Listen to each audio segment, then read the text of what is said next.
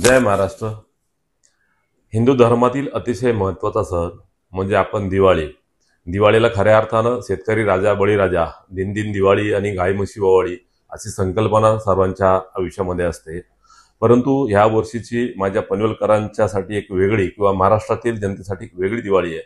त्याचं कारण असं आहे की गेल्या 3 वर्षापूर्वी आमचे मुख्य नेते आणि महाराष्ट्राचे माजी मुख्यमंत्री एकनाथजी शिंदे साहेब यांनी बाळासाहेबांच्या विचारांचा वारसा घेऊन त्या महाराष्ट्रामध्ये सत्ता पालट केली आणि ती क्रांती केली। ती क्रांती केल्यानंतर आपण पाहत असाल गेल्या विधानसभेच्या निवडणुकीमध्ये महाराष्ट्रामध्ये पहिली लाडकी बहीण योजना माननीय शिंदे साहेब यांनी आणली आणि त्या अनुषंगाने महाराष्ट्रातील जनतेच्या माध्यमातून ह्या महाराष्ट्रामध्ये पुन्हा युतीचं सरकार आज काम करत आहे।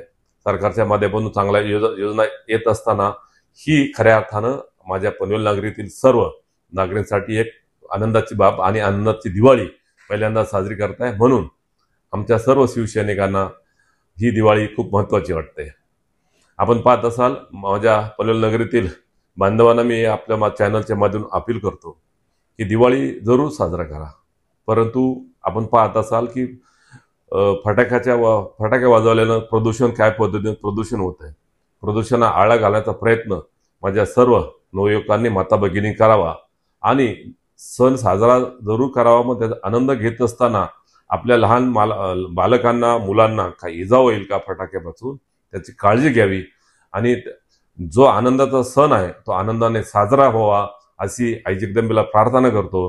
आणि पुन्हा एकदा आपल्या माध्यमातून माझ्या पनवेल नगरीतील सर्व लहान थोर माता भगिनी आणि नवयुवकांना दिवाळीच्या लाख लाख शुभेच्छा देतो। धन्यवाद। जय हिंद, जय महाराष्ट्र।